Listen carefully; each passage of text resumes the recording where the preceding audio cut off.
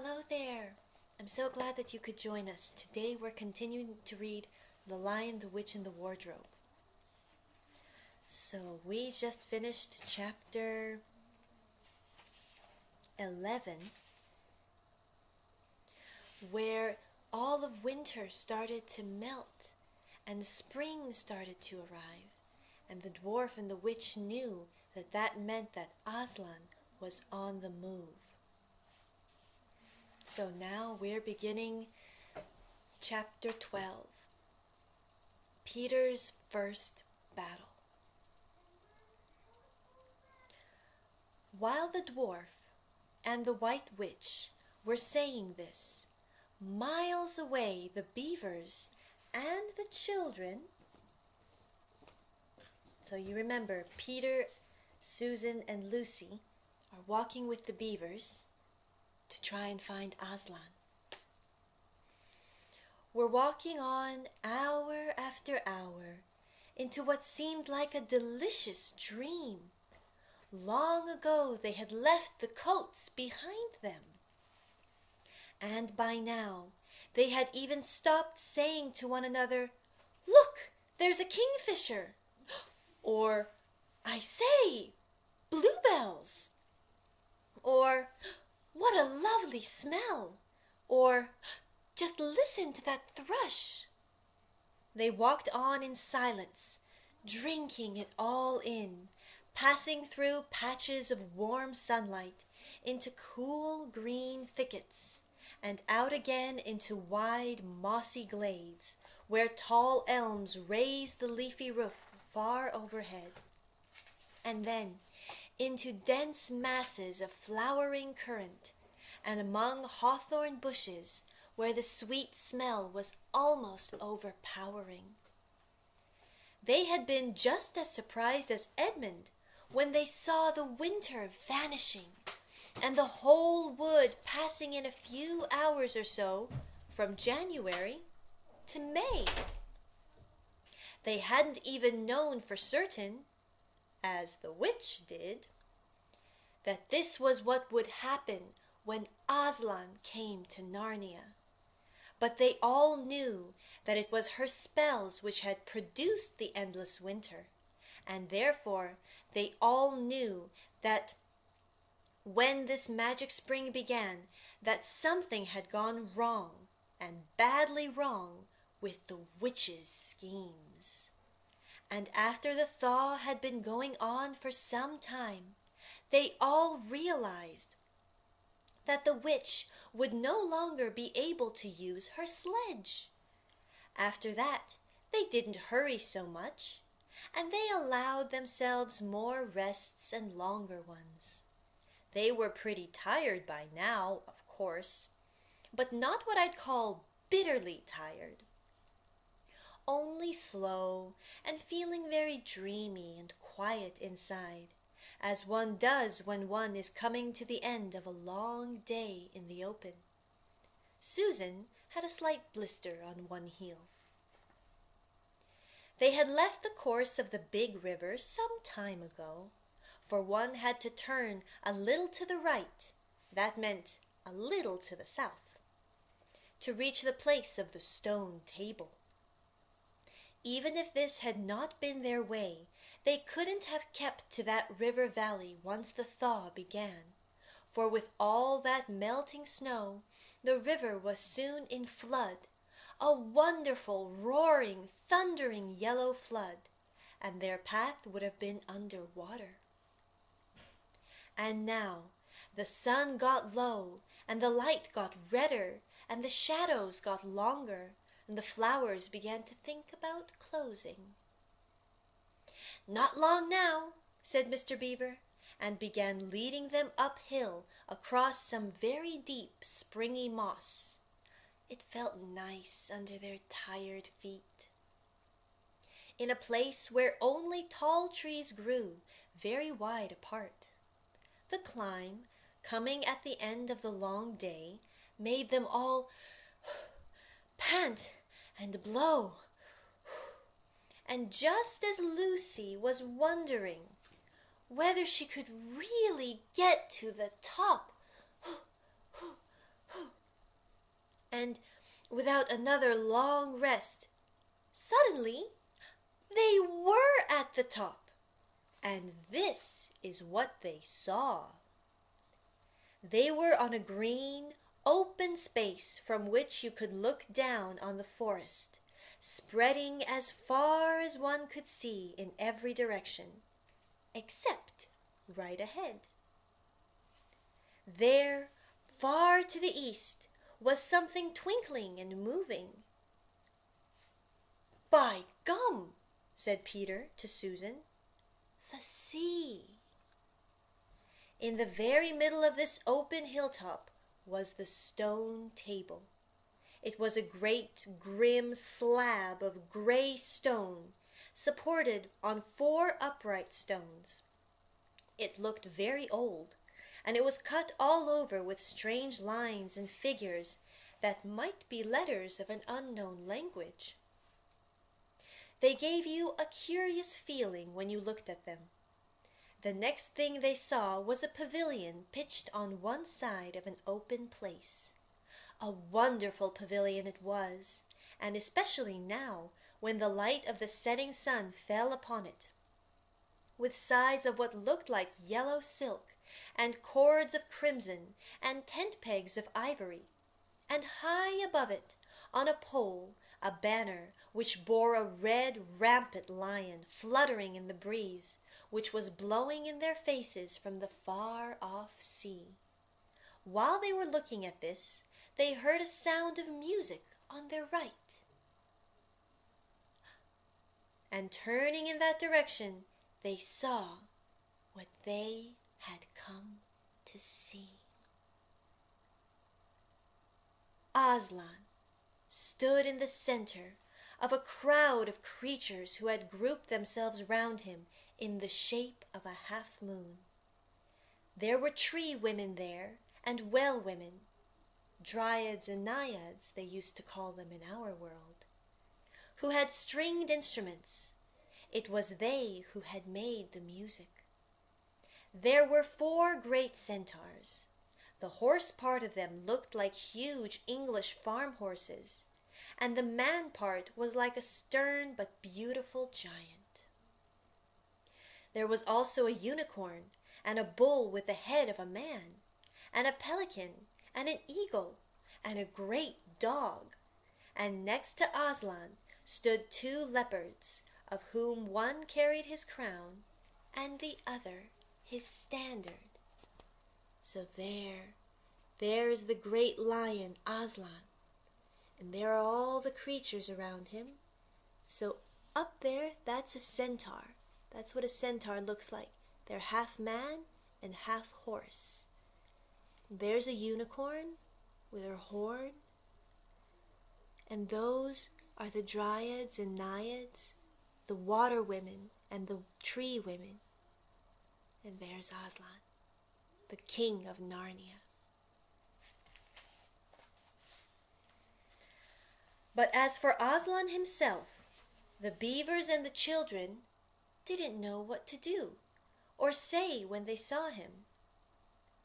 People who have not been in Narnia sometimes think that a thing cannot be good and terrible at the same time.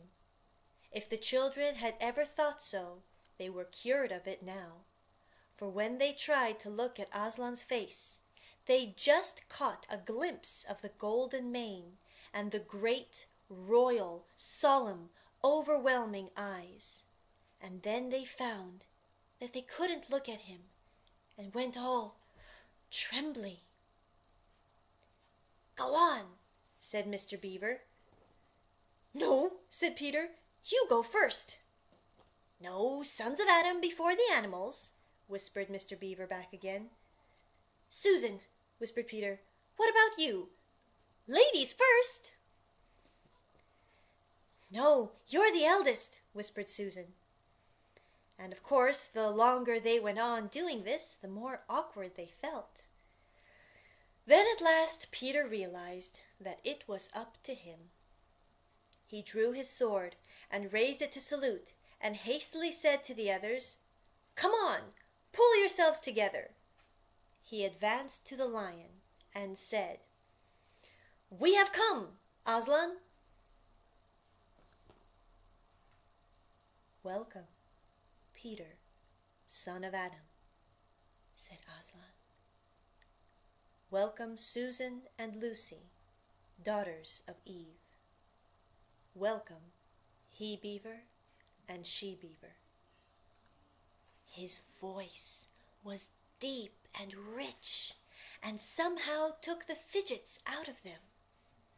They now felt glad and quiet, and it didn't seem awkward to them to stand and say nothing.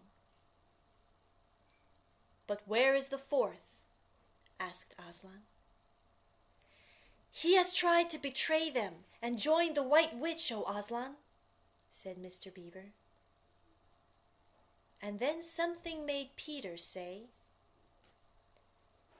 "That was partly my fault, Aslan. I was angry with him, and I think that helped him to go wrong." And Aslan said nothing either to excuse Peter or to blame him, but merely stood looking at him with his great unchanging eyes, and it seemed to all of them that there was nothing to be said. "Oh, please, Aslan," said Lucy, "can anything be done to save Edmund?" "All shall be done," said Aslan, "but it may be harder than you think." And then he was silent again for some time. Up to that moment Lucy had been thinking how royal and strong and peaceful his face looked. Now it suddenly came into her head that he looked sad as well. But next minute that expression was quite gone. The lion shook his mane and clapped his paws. Terrible paws, thought Lucy, if he didn't know how to velvet them, and said, "Meanwhile, let the feast be prepared. Ladies, take these daughters of Eve to the pavilion and minister to them." When the girls had gone, Aslan laid his paw, and though it was velveted, it was very heavy, on Peter's shoulder, and said, "Come, son of Adam, and I will show you a far-off sight of the castle where you are to be king." And Peter, with his sword still drawn in his hand, went with the lion to the eastern edge of the hilltop. There a beautiful sight met their eyes. The sun was setting behind their backs. That meant that the whole country below them lay in the evening light, forest and hills and valleys, and winding away like a silver snake, the lower part of the great river. And beyond all this, miles away, was the sea. And beyond the sea, the sky, full of clouds, which were just turning rose color with the reflection of the sunset. But just where the land of Narnia met the sea, in fact, at the mouth of the great river, there was something on a little hill, shining. It was shining because it was a castle. And of course the sunlight was reflected from all the windows, which looked toward Peter and the sunset. But to Peter it looked like a great star rising from the shore. "That, O man," said Aslan, "is Cair Paravel of the 4 thrones, in one of which you must sit as king. I show it to you because you are the firstborn, and you will be high king over all the rest." And once more Peter said nothing, for at that moment a strange noise woke the silence suddenly. It was like a bugle, but richer. "It is your sister's horn," said Aslan to Peter in a low voice, so low as to be almost a purr, if it is not disrespectful to think of a lion purring. For a moment, Peter did not understand. Then, when he saw all the creatures start forward and heard Aslan say with a wave of his pawn, "Back! Let the prince win his spurs!" he did understand, and set off running as hard as he could to the pavilion. And there he saw a dreadful sight. The naiads and dryads were scattering in every direction. Lucy was running toward him as fast as her short legs could carry her. Then he saw Susan make a dash for a tree and swing herself up, followed by a huge gray beast. At first Peter thought it was a bear. Then he saw that it looked like an Alsatian, though it was far too big to be a dog. Then he realized it was a wolf. A wolf standing on its hind legs, with its front paws against the tree trunk, snapping and snarling. All the hair on its back stood up on the end. Susan had not been able to get higher than the second big branch. One of her legs hung down so that her foot was only an inch or two from the snapping teeth. Peter wondered why she would not get higher, or at least get a better grip. Then he realized that she was going to faint, and if she fainted, she would fall off. Peter did not feel very brave. Indeed, he felt he was going to be sick, but that made no difference to what he had to do. He rushed straight forward to the monster and aimed a slash of his sword at its side. That stroke never reached the wolf. Quick as lightning it turned around, its eyes flaming and its mouth wide open in a howl of anger. As it was, though, all this happened too quickly for Peter to think at all. He had just time to duck down and plunge his sword as hard as he could between the brute's forelegs into its heart. Then came a horrible, confused moment, like something in a nightmare. He was tugging and pulling, and the wolf seemed neither alive nor dead, and everything was blood and heat and hair. A moment later he found that the monster lay dead, and he had drawn his sword out of it, and was straightening his back and rubbing the sweat off his eyes and out of his hair. He felt tired all over. He saved his sisters from the bad wolf. Then, after a bit, Susan came down the tree. She and Peter felt pretty shaky when they met, and I won't say there wasn't kissing and crying on both sides, but in Narnia no one thinks any the worse of you for that. "Quick! Quick!" shouted the voice of Aslan. "Centaurs! Eagles! I see another wolf in the thickets. There, behind you. He has just darted away. After him, all of you. He will be going to his mistress. Now is your chance to find the witch and rescue the fourth son of Adam." And instantly, with a thunder of hoofs and a beating of wings, a dozen or so of the swiftest creatures disappeared into the gathering darkness. Peter, still out of breath, turned and saw Aslan close at hand. "You have forgotten to clean your sword," said Aslan. It was true. Peter stooped down and wiped his sword clean on the grass. "Hand it to me, and kneel, son of Adam," said Aslan.